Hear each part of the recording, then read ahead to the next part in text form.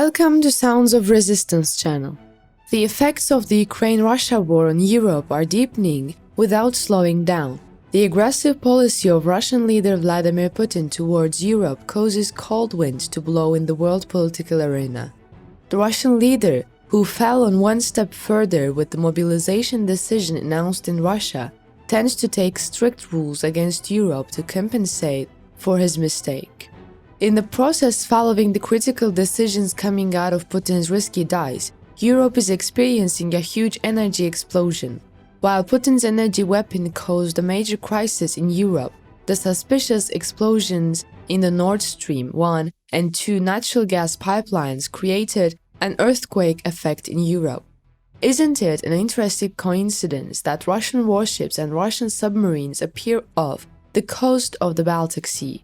Is it just a coincidence that an explosion-induced energy crisis occurred in the Nord Stream 1 pipeline right after these Russian warships and Russian submarines appeared in the Baltic Sea? As the tension of the Ukraine-Russia war reaches its peak, the Russian administration is looking for ways to regain its reputation that it lost during the war period, trying to refute the progress of the Ukrainian heroes on the battlefield with some diplomatic mind games. The Russian government is getting stuck in the swamp into which it has fallen. Especially in this process, the Russian administration's use of natural gas in order to change the course of the war attracted a lot of attention. The blackmail policies of Russia against Germany left a question mark in the minds. Nord Stream pipelines, which stretch for 1,200 kilometers under the Baltic Sea, are located in St. Petersburg. It goes ashore in the northeast Germany again. For this reason, these pipelines provide natural gas supply to Germany and many neighboring countries. The Russian administration had detected a malfunction due to the explosion in the Nord Stream 1 and Nord Stream 2 pipelines, which export natural gas to Germany and are very critical importance at the moment. The interesting part of the event is that a mysterious malfunction appeared in the Nord Stream pipelines at the time when the losses of the Russian administration were at their maximum. Was the Nord Stream 1 and Nord Stream 2 pipelines actually sabotaged? We can say that the war with Ukraine, which continues with all its violence, has spread to the Nord Stream pipelines passing through the Baltic Sea. Who was involved in the alleged explosions in the area under the control of American intelligence services? The parties agree that sabotage caused the leak. However, the perpetrator of the incident has not yet been determined. Were the Russian ships really in that area on the day of the explosion? Damage to the pipelines may have been caused by 2 underwater explosions on Monday. The possibility of sabotage seems high, but it is still too early to document. The United States and Russia, on the other hand, continue to point at each other without evidence. There has been a lot of speculation about the leak in the Nord Stream pipelines, which were built to transport Russian natural gas to Germany. The number of leaks in the pipelines carrying Russian gas to the borders of the European Union has increased to 4. It is a matter of curiosity whether Russia is using its natural gas supply as a weapon because of the West's support for Ukraine. Could Russia really have made such a plan? Russia may no longer be able to use the gas flowing through these pipelines to blackmail Europe, which is their best hope for the EU to step back from sanctions and end its support for Ukraine. There are lots of possibilities. It has been confirmed that sabotage caused the leak in the pipeline passing through Danish territorial waters. Although the EU, USA and NATO have made statements that the damage was done deliberately, they cannot directly blame Moscow. Many European countries, including Germany, have come to the same conclusion. In fact, it is among the information that the CIA warned the Germans against this possibility over the summer. Russia, on the other hand, argued how foolish and predictable it was to sabotage its own pipeline, noting that the leaked area was under the control of US intelligence. He implied that, at the most, the USA might be responsible. The first leaks in the Nord Stream 1 and Nord Stream 2 pipelines surfaced on Monday and Tuesday. Both pipelines are currently down. The Nord Stream 2 pipeline project was shelled when Russia invaded Ukraine, and Russia closed the Nord Stream 1 pipeline, even though both pipelines were full of natural gas, on the grounds that maintenance would be required. Russian naval support ships were reportedly found near the Nord Stream 1 and Nord Stream 2 pipelines before they were disintegrated by the explosions.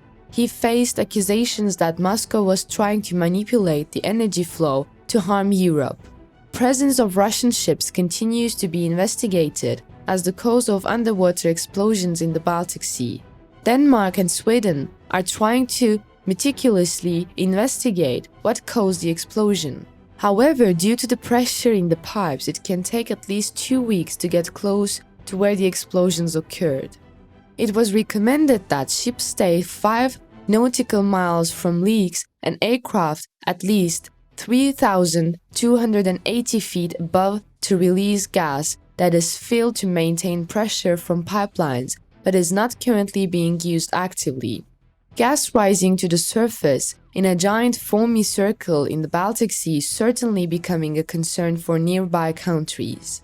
It also gives a sense of the obvious environmental impacts of methane released into the atmosphere at this scale, as well as how Russia doesn't care less about its carbon emissions. It seems that global warming people do not care for the moment that this gas is pumped into the atmosphere.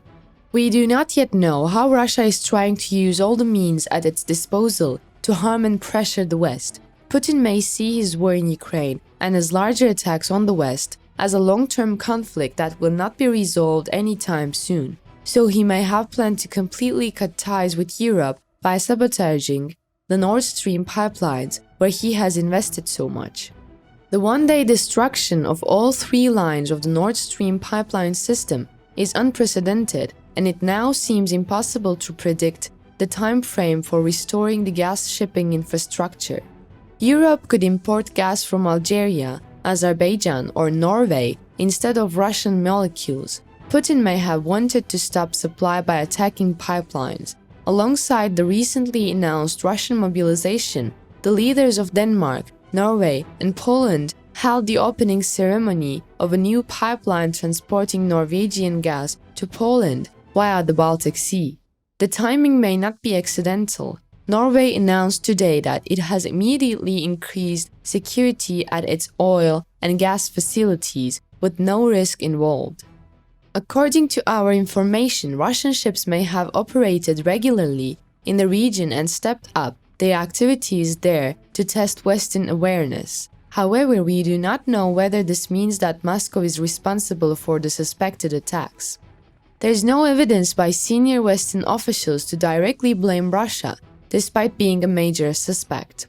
Meanwhile, it is speculated that deliberate targeting of the pipeline could be part of Vladimir Putin's ruse to test the West's resolve in the face of his invasion of Ukraine.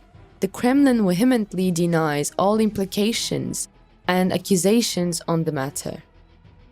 In fact, he underlined who might be responsible for this incident, citing it as an example that as the US Navy had conducted underwater explosives exercises in the same area a while ago, and that a helicopter belonging to US Air Force was seen near the pipelines the night before the accident. The Kremlin insists on a thorough and objective examination of the circumstances of the unprecedented attacks on Russian pipelines.